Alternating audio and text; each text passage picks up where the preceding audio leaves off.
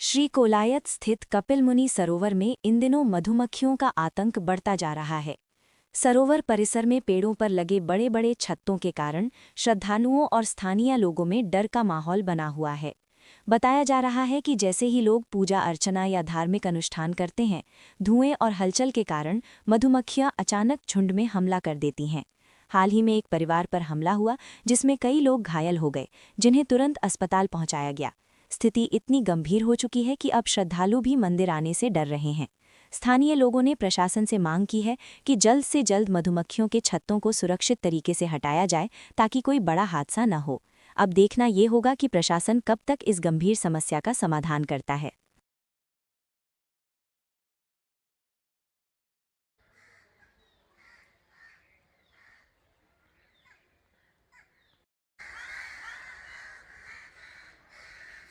हाँ श्रीमान, क्या कुछ मामला है? जय श्री कपिल मुनि भगवान के। मैं आपको दिखाना चाहता हूँ, इस तालाब के ऊपर अभी काफ़ी महीनों से मधुमक्खियों का आतंक फैल रहा है।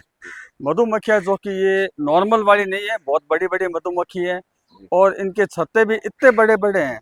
आप देख सकते हैं ऊपर, ये बहुत बड़ा छत्ता है। ये तो सेकंड ग्रेड में आता है, इससे भी बड़े बड़े मधुमक्खियों के छत्ते यहाँ आपको नजर आएंगे। और ये तालाब के ऊपर कपिल मुनि से पंच मंदिर तक में कम से कम 6-7 मधुमक्खियों के छत्ते हैं। और इस पंच मंदिर परिसर के अंदर सारे अनुष्ठान जो होते हैं, हवन, वार स्नान, त्रिपिंडी की पूजा, हर तरह के अनुष्ठान पंच मंदिर परिसर में होते हैं। और इनको थोड़ा सा धुआं लगा और ये पूरा मैदान खाली करवा देते हैं। लोगों को सामान छोड़ के भागना पड़ता है। और कम से कम 7-8 बार ऐसी कंडीशन हो गई कि लोगों को एम्बुलेंस में डाल के हॉस्पिटल ले जाना पड़ा है, क्योंकि ये बड़ी वाली मक्खी है, झुंड में प्रहार करती है।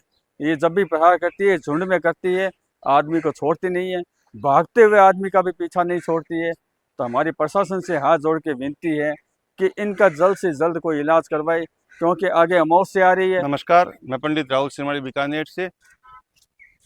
कोलायत की भी स्थिति बहुत दयनीय हो रखी है।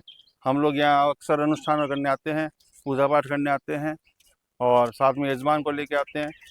एक, पानी के अंदर में बहुत सारी मछलियाँ हो रखी है, लोग नहा नहीं सकते। दूसरा, पहले ये समझते थे कि भाई बाल्टी भर के नहा लेंगे, अनुष्ठान करने के लिए बैठते हैं तो अनुष्ठान जब होता है तो उसमें हवन भी होता है, हवन होता है तो उसमें धुआं भी होता है।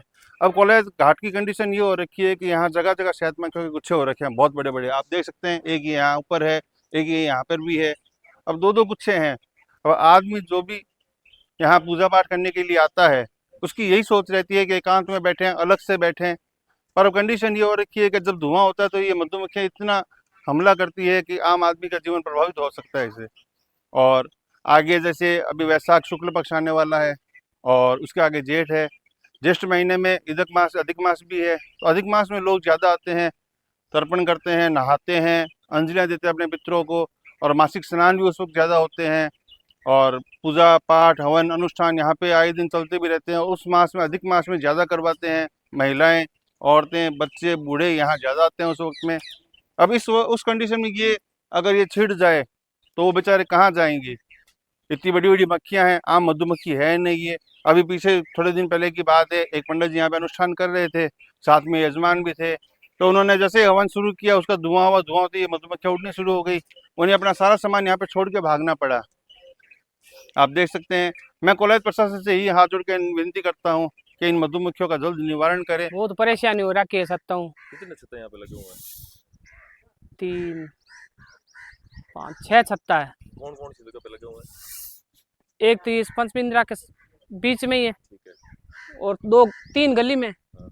और एक वो बामण बैठे बैठे हाँ हाँ। बीर कने है बैठे, हाँ। पीपल कने। आप यहीं काम करते हो? पता नहीं। मैं अठे ही काम करो, बहुत परेशानी हो, मान काम करते करते न भागनो पड़े अटू। तो ये कब अटैक करती है, मतलब क्या कुछ है, ऐ कैसे जिया करती है ये? अब बामण आवे अठे, भूले बैठ के बापड़ा आई जा बियान ध्यान कोने भी अठ छत्तो है, बे बैठ जा होम करने। अब मैं अठ रहूं जन तो मैं बता दूं, मन थोड़ी बहुत लेट सेट हो जा, बे बापड़ा तैयारी कर ले। अब तैयारी करो, सामान क्या छोड़ रहा है अट्टे अटू न, बे होम चालू हो जा। होम चालू हो मार जिया को लाइड रे महाराज मा क्या छेड़ दे के दिखान कोशिश ताई जे आओ मन बार बस अड़ार देखा जन दिखा भाई मा क्या छिड़के पचवा खाली भागुणी बांधते आवे। मार 2-3 दिन मार काम को नहीं हो बैठे, ई चक्कर में बस काम भरी जा मारा टू।